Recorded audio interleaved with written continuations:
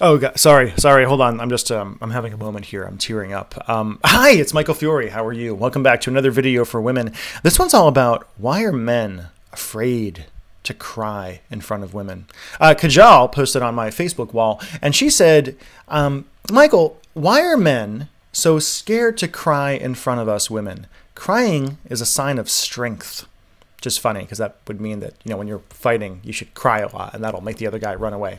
Not so much. Hey, Kajal, you're really asking the absolute wrong question here. In fact, you're making a huge mistake that a lot of women make. You're assuming that men could cry in front of you if we wanted to, but that we're gritting our teeth, willing our tear ducts to dry up, and driving our fingernails into our palms in a valiant attempt to hold the torrent of tears back, which just isn't true.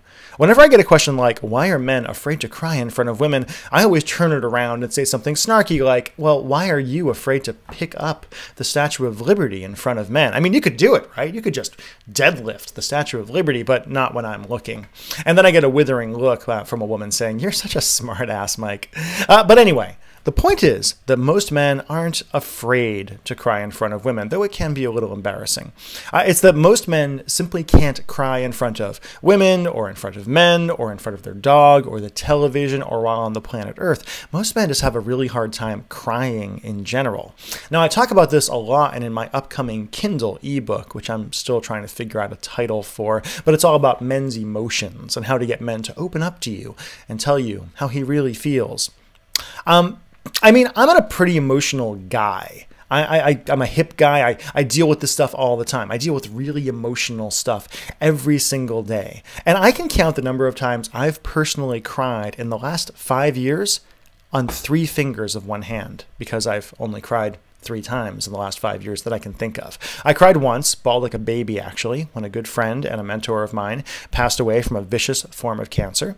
I cried when my ex-girlfriend and I broke up because I cared about her and it was really sad. And I cried a lot, probably more than anything else here, last year when my girlfriend's absolutely amazing and gorgeous and beautiful and awesome dog died. And you know what?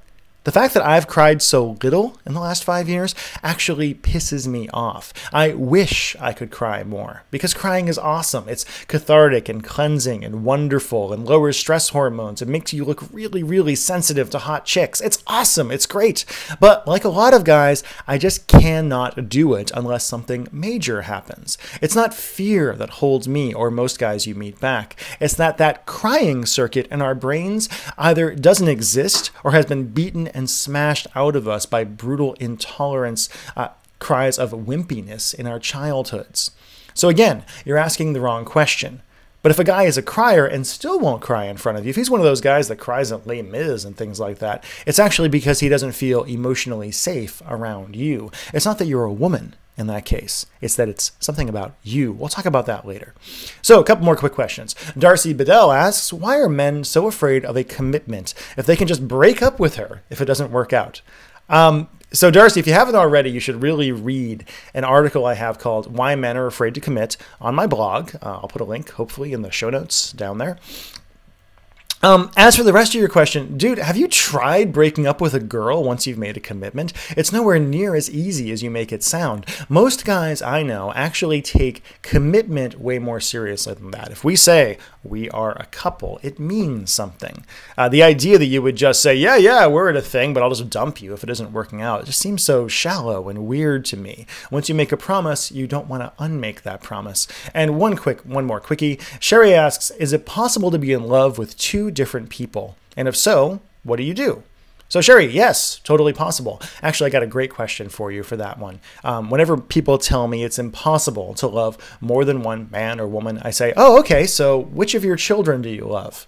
I mean, you can only love one of them, right? And yes, I know it's a different kind of love, but I hope you get the point. Anyway, love is not a finite resource, and it's totally possible to have romantic feelings for more than one person at a time. Heck, there's a lot of people out there in polyamorous relationships where loving more than one person at a time is kind of the definition of what they do. But it sounds to me like that's not what you're looking for, which is fine. You're in the middle of a love rhombus and are trying to figure out which guy to go for. And the answer for you is, you be honest with the guys you're involved with and with yourself. You don't take any rash actions. You be careful with all the hearts involved, and you stop beating yourself up so much. You're human. You've got a big heart. But this is one of those cases where you have to act like an adult and use your words. Sucks, huh? So if you want to know more about me, if you want to get onto my weekly newsletter list, you do. It's wonderful. It's so good.